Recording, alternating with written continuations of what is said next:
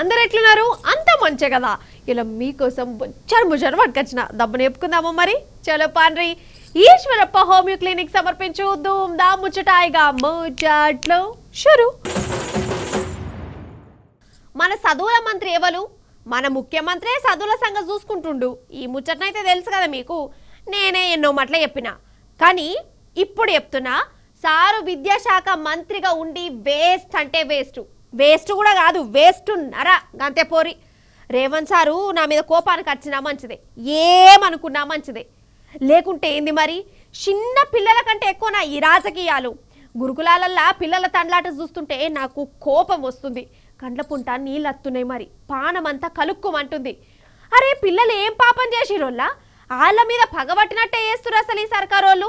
ఒకసారి 2 సార్లు అంటే ఏమో అనుకోవచ్చు, తెలియకుండానే తప్పులు జరుగుతాయి తీయని సర్ది చెప్పుకోవచ్చు, అట్లా చెప్పుకున్నాం కూడా. కానీ దినాం ఏంది కథ? వేల మంది పిల్లలకి ఏంది తండ్లాట? వాళ్ళకి అన్నం పెడుతుర్రా, ఈసం పెడుతుర్రా? రేవంత్ సారు, నువ్వు నా మీద కోపానికి వచ్చినా మంచిదే. ఉన్న వాస్తవం నీకు తెలవాలే సార్. చదువుకునే పిల్లల పానం ముఖ్యం సార్ మనకు. ఒక్కసారి అగో పాపం మీ పిల్లల్ని చూడురి సార్, మీకు పుణ్యం ఉంటుంది. మీ పిల్లలే గిట్ట అయిపోతే మీకు ఎట్లా అనిపిస్తుంది ఒకసారి ఆలోచన చేయరు సార్ జరంతా. ఇప్పుడే చెప్తున్నా, నాకు రేవంత్ సార్ మీద స్పెషల్ గా కోపం లేదు. చేపట్టి సర్కార్ అంటే శ్రీధర్ అని కూడా కాదు. కానీ ఇప్పుడు మన గురుకులంలో చదివే పిల్లల తండ్లాట చూస్తుంటే మాత్రము ఏంది నరకం అని అనిపిస్తుంది. ఒకప్పుడు మన తెలంగాణ గురుకులాలంటే ఎవరెస్ట్ పర్వతం అంత ఎత్తున ఉండేటి. ఎవరెస్టే ఎక్కిరు మన బిడ్డలు. కానీ ఇప్పుడు ఎవరెస్ట్ నుంచి డబేల్ మన కింద పడేస్తే పిల్లలు దావకాన బెడ్ల మీద పడ్డరు. అగో నాగర్ కర్నూలు జిల్లా ఉయ్యాలవాడ మహాత్మా జ్యోతి బాపులే బాలికల గురుకులం చదివే మన చదువుల తల్లులు అక్కడి హాస్టల్లో పెట్టిన బువ్వ తిని యోగిట్లయిపోయారు. ఒకరు కాదు, ఇద్దరు కాదు, 120 మంది పిల్లలు దావకాన్ల పడ్డరు. పానాల మీదకి వచ్చింది పరిస్థితి. పిల్లలను దావకానకు దొరకబోయేటప్పుడు కూడా పోలీసులతో ఒక ఓవర్ యాక్షన్ చేసిరు అనుల్లా. శనివారం నాడు పిల్లలు అవస్థ పడితే 5-6 నాడు పట్టుకపోయారు. ఇక విలేకరులు, హరీష్ అన్న, బీఆర్ఎస్ లీడర్లు అత్తురని ఎరగౌడుతోనే జప్ప దవాఖానలకు వెళ్ళి డిశ్చార్జ్ చేయించారు. అరే సగం ట్రీట్మెంట్ కూడా ఇవ్వకుంటే ఎట్లా?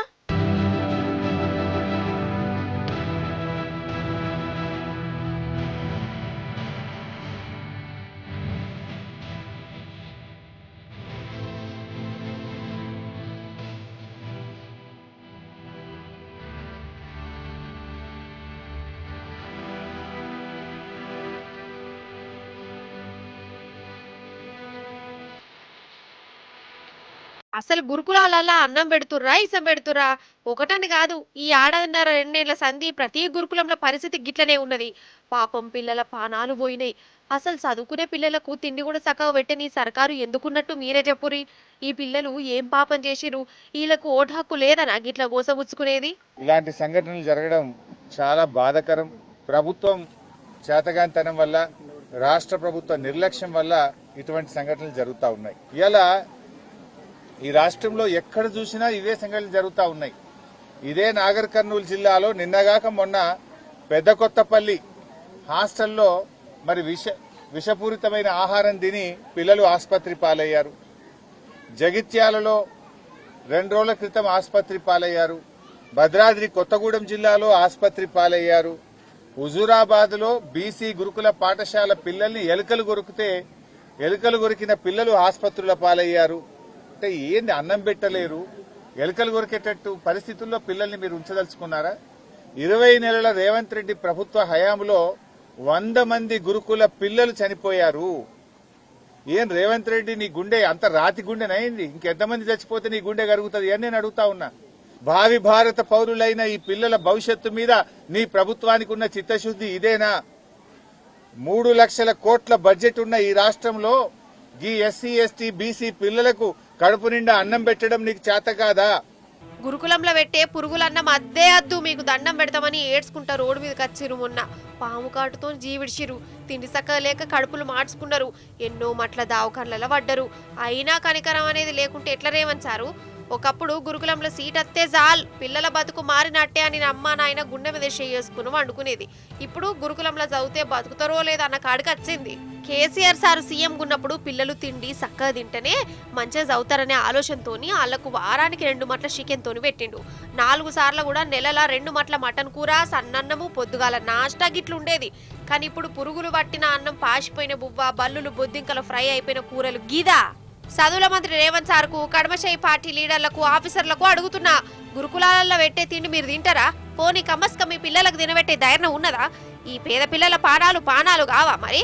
ఇప్పుడని కాదోళ్ళ, రేవంత్ సార్కు మొదటి సంధి గురుకులాలంటే కోపం ఉన్నట్టున్నది. కేసీఆర్ సార్ ఆనవాళ్ళు లేకుండా చేస్తా అనుకుంటా, గురుకులాలు లేకుండా చేస్తా అన్న కాడకొచ్చినట్టు కొడుతుంది. అందుకే చదువుల శాఖ కూడా దగ్గర పెట్టుకొని ఈ స్కూళ్లను సారే కావాల్సుకొని ఇట్లా పోతాం పెడుతుండు అని అంటుర్రు. సాఫ్ట్వేర్ గొలువు అంటే చాలు పిలిచి పిల్లనిచ్చేదట, నిజమేనా? అంటే మన కాడ గంత డిమాండ్ అన్నట్టు మరి. 15 లక్షలైనా ఇస్తాము, 20 తులాల బంగారమైనా పెడతాము, కారు పెడతాము, పిల్లగాని పేరు మీద ఇంత పొలం రాసిస్తాము, బిడ్డ మీద ఫిక్స్డ్ డిపాజిట్ చేస్తాము, పిల్లగానికి బట్టకుండా మంచిదే, తోరి పనులు ఉంటే మాయే. సాఫ్ట్వేర్ అయితే చాలు, హైదరాబాద్ అయితే మంచిది, ఇక బెంగళూరు అయితే ఇంకా మంచిది, లండన్ అయితే ఇంకా ఇంకా ఇంకింకా మంచిది ఇట్లా అనుకునేదట. కానీ ఇప్పుడు హోటలు బండ్లు అయిపోయినాయి. సాఫ్ట్వేర్ కొలువు చేసేటోళ్ళు అంటే షప్రాని పనిచేసేటోళ్ళ కంటే అదుమానంగా చూస్తారట కాదోళ్ళ. ఇవాళ సాఫ్ట్వేర్ కొలువు చేసేటోళ్ళు రేపు వాళ్ళకు నౌకరు ఉంటుందో ఉండదన్న గ్యారంటీ లేకుండా అయిపోయింది ఏంది గదే కథ నడుస్తాంది. ఏ పని చేసినా మంచిదే, గా సాఫ్ట్వేర్ రోడ్డు మాత్రం అద్దే అద్దు. ఇప్పుడు రోడ్డు మీద పడేది తెలియదు అన్న కాడికొచ్చింది కథ. అగ చూరాదురు మీరు కూడా. అయిందా? లగ్గమైందా? సాఫ్ట్వేర్ అంటే బుగ్గనే అని తేలిపోయిందా? పాపం మొన్నటిదాకా ఈ సాఫ్ట్వేర్ కొలువులు చేసేటోళ్ళని చూసి కుళ్ళుకునేటోళ్ళు ఇప్పుడు అయ్యో పాపం మీల బతికేనికి ఇట్లా అంగడైతుంది, ఎన్నడూ రోడ్డు మీద పడతారో, గ్యారంటీ లేని బతుకులు అని వాళ్ళ మీదనే జాలి దయ చూపించవలసి వస్తుందట. కొలువులకెళ్ళి ఊస్ట్ అనుకుంటా ఊడవిక్తురు కాదోళ్ళ. గా టీసీఎస్ కంపెనీ తీసుకురాదు, ఎవరన్నా చేస్తానా మీకు తెలిసిన వాళ్ళు టీసీఎస్లా? ఎందుకంటే టీసీఎస్ కంపెనీ వాళ్ళు ఏకదం 12,000 మందిని నౌకర్లకి వెళ్ళి తీసి పడేస్తుండు. గట్లెట్లా తీసేస్తావయ్యా గంతమందిని అంటే, అందరినేం తీసేత్తలేం, 100ల 2 తీసేస్తున్నామని అంటారు. టీసీఎస్ అనే కాదు, గూగుల్, అమెజాన్, మైక్రోసాఫ్ట్ గిసోంటి పెద్ద పెద్ద కంపెనీలు కూడా పాపం నౌకర్లు తీసి పడేస్తున్నారు. ఎందుకంటే ఏఐ అని వచ్చే కదా, అదే మస్తు పని చేస్తుంది. ఇక పండ్ల పని ఖర్చులు కూడా తగ్గించుకుంటే అట కంపెనీలు. అందుకే పాపం కొలువులకి వెళ్ళి తీసేసి ఇంటికి పంపుతురట. ఘోరం కదా నుల్లగిది. ఖాళీ మన కాడనే కాదు, దునియా అంతటా సాఫ్ట్వేర్ కొలువుల పరిస్థితి గిట్టనే ఉన్నదట్నుల్లా. అమెజాన్ కంపెనీ అయితే డైరెక్ట్ చెప్పింది 14,000 మందిని తీసేస్తాం అని. ఇక ఐబిఎం కంపెనీ కూడా లే ఆఫ్స్ అనుకుంటా సాగదోలింది. ఓష్ని ఈ ఏ వచ్చిన కొత్తలే కొలువుల పరిస్థితి గిట్లుంటే రాను అసలు సాఫ్ట్వేర్ కొలువులు చేసేటోళ్ళు ఉంటారా? మరి చదువుడెందుకు అని అనిపించచ్చు. నాకు కూడా గట్లనే అనిపిస్తుంది. కానీ అయితే ఈ ఏఐని నడిపించేందుకు కూడా మనుషులు కావాలి కదా. అగో గా ఏఐని ఆడిచ్చేటోళ్ళకు బాగా డిమాండ్ ఉంటుందట. అందుకే కోర్సులు గిర్సులు నేర్చుకోరి, కాలానికి తగ్గట్టు ముంగటికి నడువురి, బాయిల కప్పలు లెక్కుండకూరి అని చెప్పుకొస్తారు. నిజంగా ఏం హాలత అయిపోయిందో సాఫ్ట్వేర్ వాళ్ళది. నిజంగా నాకైతే పానం కలుక్కుమంటుంది కాదా. మరి ఇన్నొద్దులు పనులు చేయించుకొని ఇక వచ్చే నెల సంది రాకు అంటే వాళ్ళకన్నా ఎట్లా అనిపిస్తుంది? లోన్లు పెట్టుకున్న వాళ్ళ పరిస్థితి ఏం కావాలి? కిస్తీలు ఎట్లా కట్టుకోవాలి కదా? ఇదే బాధ అవుతుంది. అయినా బతకదేందుకు బొచ్చడు తొవ్వలుంటాయి వల్ల సాఫ్ట్వేర్ చేయాలని ఏమున్నది? అది కాకుండా ఇంకోటి అంతేనా కాదా? ONE1 2W2 THRE3 APPLE Apple సేపు పండు BAL బాల్ షెండి CAT క్యాట్ పిల్లి. కరెక్టే కదా స్పెల్లింగ్లు? 2 ఎక్కం 2, 2 రెండ్లు 4, 2 మూళ్ళు 6, 2 ఐదులు 10. ఏందోలా గట్ల చూస్తురు. ఇవకి ఏమైంది? కొంపదీసి చంద్రముఖి ఆవయించి చిన్నతనంలోకి పోయిందా ఏంది అనుకునేరు. గట్లేం కాదు. చిన్నప్పుడు మా సార్లు మేడాలు బట్టించి చదివించేది. నేను అనుకునేదాన్ని మా సార్లు మేడాలు మస్తు మేధావులు, వాళ్ళకన్నెరికే తెలియంది ఏముండదు అనుకున్నా. అది కూడా నిజమే అనుకోరి. వాళ్ళు మంచిగా చదువులు చెప్తున్నాయి కదా నేను గింత దూరం వచ్చింది. సార్లకు దండాలు. కానీ అందరు సార్లు ఒక్క తీరులు ఉండరు. కొందరు సార్లకు ఆలు గుణింతాలు ఏబిసిలు స్పెల్లింగ్లో కూడా చక్కగా రావు. అవంటే వాళ్ళు స్పెల్లింగ్లు రాంది వాళ్ళెట్లా సార్లైర్లు అంటారా? అంతా తావీజు మహిమ. అంతలావైతే ఒకసారి వారి మేధో సంపత్తిని, జ్ఞానాన్ని, విజ్ఞానాన్ని, అజ్ఞానాన్ని చూసి తరించరి. ఎందుకన్నా మంచిది గిలాసుల ఉత్తని మంచినీళ్ళు పెట్టుకోరి, చక్కెర కింద పడాలా ఇంత. ఇగో బోర్డు మీద రాతలు చూస్తుండు చూడు. ఈయనే బడి పంతులు, సర్కార్ బడి టీచరు. మన కాడ కాదు, ఛత్తీస్గఢ్ రాష్ట్రపైనే. అయితే పెద్ద సార్లు స్కూల్ చెకింగ్ వచ్చిర్రు. సారు వారి మీద ఎందుకో అనుమానం కొట్టి బోర్డు మీద 11 రాయి సారు అని అడిగిరు గంతే. ఇక 11 రాయడానికి ఎంత తిప్పల పడుతుండో చూడిగా.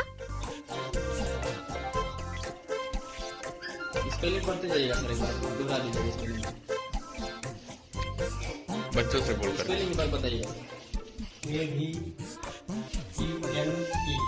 A11 అంటే ఏఎల్ఎల్ఓ అనుకుంటే ఏమేవో రాస్తుండే. ఇక చెప్పు రోళ్ళ కథ. పిల్లలకు పాఠాలు చెప్పేసరికి 11 స్పెల్లింగ్ తెలియక గింతగానంత అల్లాడుతుండు. సారు వారి జీతం 70,000, సర్కారు సౌలతులు కూడా. ఇక ఈ సారు పిల్లలకి ఏం పాఠాలు చెప్తాడోలా. ఈ సొంటోళ్ళు బడి పంతులు అయితే ఏందన్నట్టు. అసలు ఈయనకు కొలువెవలిచ్చిర్రు, లంచం ఇచ్చి సంపాదించుకున్నట్టే కొడుతుంది. లేకుంటే 11 స్పెల్లింగ్ రాకుండా పంతులు అవుడేంది. ఈ సొంటోళ్ళు ఏవట్టే పిల్లల బతుకులు బర్బాద్ కావా? ఏం చదువులో ఏమో పోరి.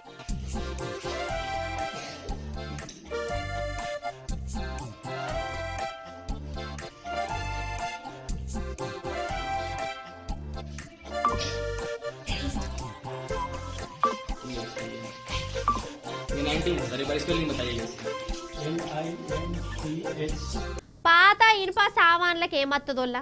ఏమత్తదేంది? సోలడు బఠానీలు వస్తాయి. లేకుంటే పుట్నాలు పెడతారు మా ఇంటి దిక్కు అంటారా ఏంది? అట్లా అనకూరి దయచేసి. ఎందుకంటారా, బీహార్లో ఒక పిల్లగాడున్నాడులా. ఆయనకి పొద్దెళ్తలేదట. ఇక ఆడింత ఈడింత పాత సామాన్ని ఏరకచ్చుకున్నాడు. అమ్ముకొని బఠానీలు బుక్కుతాడు కావచ్చని ఇంట్లో అనుకున్నారు. కానీ బఠానీలు బుక్కలే, డైరెక్ట్ విమానమే తయారు చేసిండు. అరే అవంటే పాత ఇనుప సామాన్లతోని విమానం తయారు చేసిండట. అది ఎగురుతుంది, దునుకుతుంది, ఉరుకుతుంది. అగోగోగో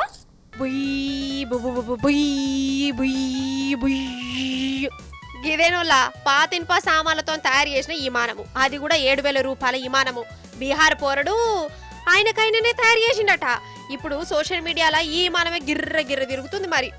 అయితే చిన్న పల్లెటూరు నుండి అవినాష్ అనే పిల్లగాడుల్లా ఇనుప సామాన్లు ఏరకచ్చి ఆటితో విమానం తయారు చేసిండు. ఇంజని గింజని చక్రాలు గిక్రాలు మన్ను మశనం అవన్నీ పెట్టిండు. అంతా కలిపితే 7,000 రూపాయల ఖర్చు అయిందట. ఇక ఈ పిల్లగాడు అందులో కూర్చొని నడిపిండు. కొంత దూరం పోయింది, మీరికి కూడా ఎగిరి మళ్ళా కిందకి వచ్చిందట. నిజంగా 7,000కు సైకిలే రాదు. అసౌంటిది విమానాన్ని తయారు చేసుడంటే చిన్న ముచ్చట్న. నిజం చెప్తున్నా, నాకైతే అసలు నమ్మబుద్ధి అయితే లేదోల్లా ఇప్పటికి కూడా. కానీ అందరేమో నిజమే అంటారు. కానీ ఇనుప సామానుతో విమానం తయారు చేసుడు ఏందోల్లా అసలు ఏందో ఏమో పట్టుర్రి. అంతా మాయ బజార్ లెక్కనే కొడుతుంది.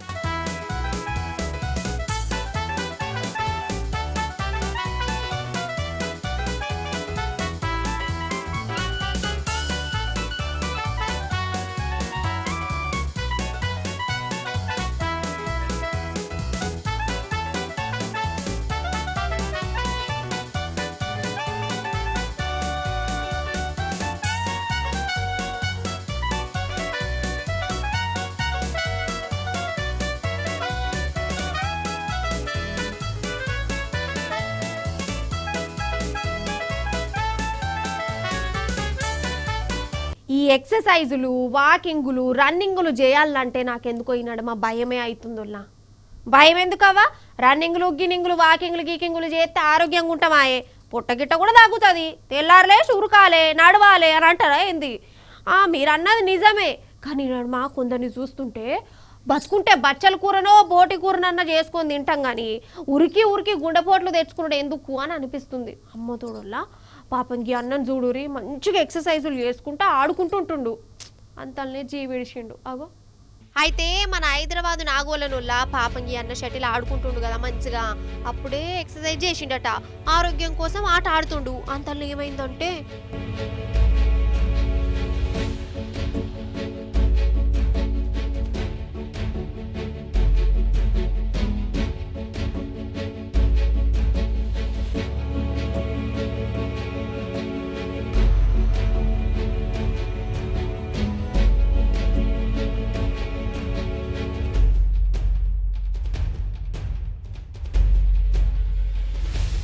కింద పడ్డాడు కదా. కానీ కాలం చేసిండు, గుండెపోటు వచ్చిందట.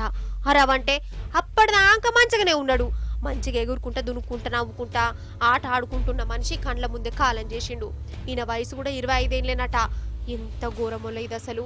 ఏందో ఈ నడుమ ఎక్సర్సైజులు చేస్తుంటే పానాలు పోతున్నాయి, డాన్సులు చేసుకుంటేనే జీవిడుస్తురు, రన్నింగులు చేసుకుంటుంటా పోతుంటే గుండెపోటలు వస్తున్నాయి.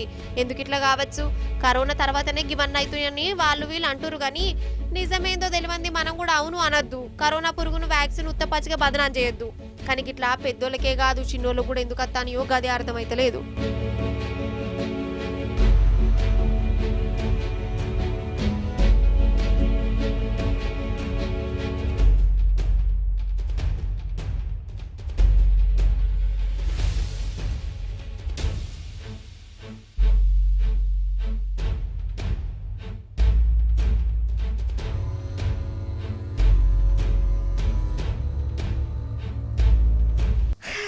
నిజం చెప్తున్నా, నాకెవ్వరికైనా బాకీ పడాలంటేనే భయం అవుతుందోళ్ళ.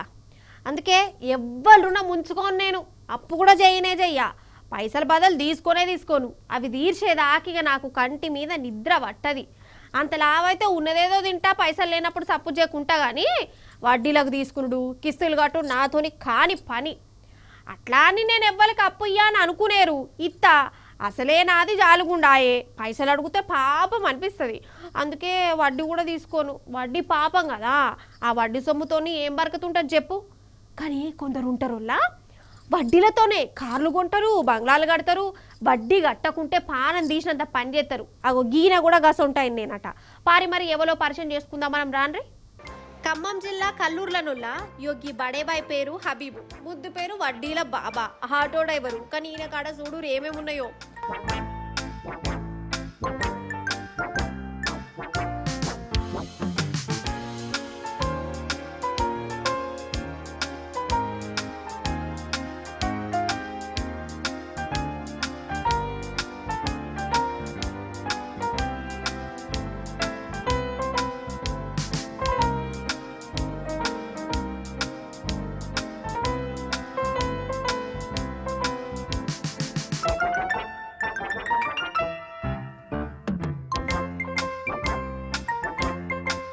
చూసినవా, కార్లు బండ్లు అన్నీ బాబాయే.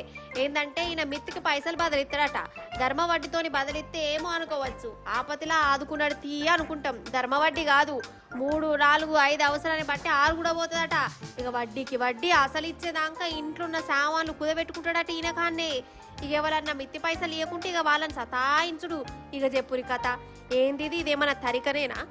అయినా జనానికి కూడా చెప్పాలి, బదలిస్తాడు కదా అని ఎంతకు పడితే అంతకు వడ్డీకి పైసలు తీసుకున్నాడు. ఎందువల్ల అవసరాలు అందరికి ఉంటాయి, అవసరానికి తగ్గట్టు ఖర్చు చేసుకోవాలి. అప్పు చేసుడే కావాలి, ఇంకో తొవ్వలేదనుకున్నప్పుడే చేయాలి. అంతేగాని ఎక్కువ వడ్డీలకు పైసలు తీసుకొని అటెనక గోస పడ్డేందుకు. ఇక ఈయన మీద ఫిర్యాదులు వస్తే పోలీసులు ఇంట్లో చెకింగులు చేసిరు. గిట్ల కార్లు బండ్లు వెళ్ళినాయి. ఓ హబీబ్ బాయ్, ఏంది బాయ్ ఇదంతా? వడ్డీలు తీసుకుంటూ పెద్ద తప్పు కదా బాయ్, నువ్వు కూడా గిట్ల చేస్తే ఎట్లనే హబీబ్ బాయ్యా? అవుగాని ఈ నడుమ చూసిన సినిమా ఏదోలా మీరు హరిహర వీరముల్లు, సారీ వీరమల్లు సినిమా చూసిరా? ఈడ చూసిరో టాకీసుల్ని లేకుంటే సెల్ ఫోనుల్నా? నేనైతే ఏ సినిమా అయినా టాకీస్కే పోయి చూస్తానోలా. అట్లా చూస్తేనే జర నాకు పానం నిమ్మలం అనిపిస్తుంది. అది కూడా సినిమా స్టార్ట్ అయ్యే ముందు జెండా వందనంతో స్టార్ట్ అవుతుంది కదా, అగో అక్కడికి వెళ్ళి చూస్తేనే చూసినట్టు కొడుతుంది. లేకుంటే సినిమా నడిచినంత సేపు మిరమిరమంటనే ఉంటుంది. అయితే మొన్న గిట్లనే ఒక సినిమా చూస్తా అంటే కొందరు ఏంది చాలా మంది ఫోన్లల్లో రికార్డు పెట్టుకుంటారు సినిమాను. అదట స్టేటస్లో పెట్టుకుంటారట, లేకుంటే ఇంటర్నెట్లో పెట్టుకుంటారట. అగో గట్లా కొత్త సినిమా రికార్డు చేసేటోళ్లకు ఇక కరెంట్ షాట్ కొట్టే ముచ్చట్నే ఇది. ఇక పోలీసు వాళ్ళు మీ కాడకు అత్తారు, జర పైలము ఎందుకో చూడరు మరి దబ్బున. అవుగాని మీరు సినిమాలో టాకీసుల్ని చూస్తాను కదా, లేకుంటే ఐ బొమ్మ గా బొమ్మ గీ బొమ్మ అనుకుంటా దొంగతనంగా సినిమాలు చూస్తానులా, అట్లా చూడకురి. అయితే ఈ నడుమ సినిమా విడుదలైన రోజే ఇంటర్నెట్లకు ఫోన్లకు వస్తాయి గవన్నీ పైరసీ అన్నట్టు. అంటే దొంగతనంగా రికార్డ్ చేసి ఇంటర్నెట్లో పెడుతురు సినిమా దొంగలు. ఇంకేమున్నది, పుక్కట్లకు ఫోన్లలోనే సినిమా వచ్చినాక టాకీస్ల ముఖం ఎవరు చూస్తారు వాళ్ళ 100 కోట్ల లుక్సాను. అందుకే కేంద్రం వాళ్ళు గిట్ల సినిమాలను దొంగతనంగా రికార్డు చేసేటోళ్ళ మీద పెద్ద షిట్ చేసే కానూను వాటికి వచ్చింది. ఎవరైనా పైరసీ చేస్తే 3 ఏళ్ల జైలు శిక్షనట. ఇక సినిమా తీయడానికి ఆయన ఖర్చుల 5% ఇట్లా పైరసీ చేసినోని కాడ వసూలు చేస్తారట. సపోజ్ హరిహర వీరమల్లు సినిమానే ఉన్నది, అదట 100 కోట్లతో తీసిరట కదా. ఈ 100 కోట్ల సినిమాను తలమాషనుడు పైరసీ చేసి ఇంటర్నెట్లో పెడితే వాళ్ళ దగ్గరికి వెళ్ళి 5 కోట్ల రూపాయల జుర్మానా వసూలు చేస్తారు. 3 ఏళ్ళ జైలు శిక్ష కూడా ఉంటుంది. 5 కోట్లు నా కాడుంటే నేనెందుకు పైరసీ చేస్తా, నా కాడ లేవంటే మరి ఇంకేం శిక్ష ఉంటుందో నాకు తెలియదు. అంటే ఇంకో 4-5 ఏండ్లు పెంచుతారు కావచ్చు. పెద్ద శిక్షనే కదా. సరే పెట్టవలసిందే. సినిమాలలో బాధ ఘోరం అంటే ఘోరం. వాళ్ళేదో కోట్లు ఖర్చు పెట్టి సినిమా తీస్తే ఒక్క ఫోన్తోని పుక్కట్ల అందరికి చూయించుడు న్యాయంగానే కాదు. జనం కూడా ఎగబడుకుంటా చూసుడు తరిక కాదు. కాకపోతే ఇక్కడ సినిమాలలో కూడా ఒకటి చెప్పాలి. ఒక్క సినిమా కుటుంబం అంతా చూడాలంటే దగ్గర 3,000 దాకా అవుతున్నాయి సారు. పెద్ద హీరో సినిమా విడుదలైనప్పుడు ఇష్టం వచ్చిన తీరులో టికెట్ రేట్లు పెంచుకుంటారు. గట్ల ఒక టికెట్కు 500-600 పెట్టి బక్క పేదోళ్ళు ఎట్లా చూడాలి? అందుకే పుక్కట్ల సినిమా కళ్ళ ముందు కనబడుతుంటే గన్ని పైసలు ఎందుకు పెడతారు సార్? మీరు కూడా జర ఆలోచించురు సారు. సినిమా మంచుకుంటే టికెట్ రేటు తక్కువ ఉన్నా 100 కోట్ల కలెక్షన్లు ఇస్తారు సార్. జనాలు 1-2 మట్ల చూస్తారు. గట్ల మీకెళ్ళి కూడా చిన్నపాటి స్వార్థం ఉన్నట్టు ఓడుతుంది సార్లు. ఈ పులులు పాడుగాను ఏం పులులు అవి జనం మీదకి వస్తున్నాయి. సారీ తప్పైపోయింది. పులులు జనాలకు కచ్చుడు కాదు, జనాలే పులులు ఉండే జాగలకు పోతురు. జంగలను నరికిర్రు, ఇళ్ళను కడుతురు, రోడ్లను వేసుకుంటురు. అంటే పులులుండే జాగలను మనమే కబ్జా చేసినాం అన్నట్టు. మన వేడు ఉండాలి.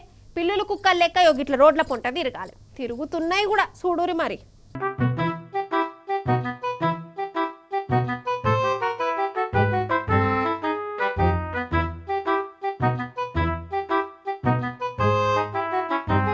అబ్బరకొండే చూసినావా?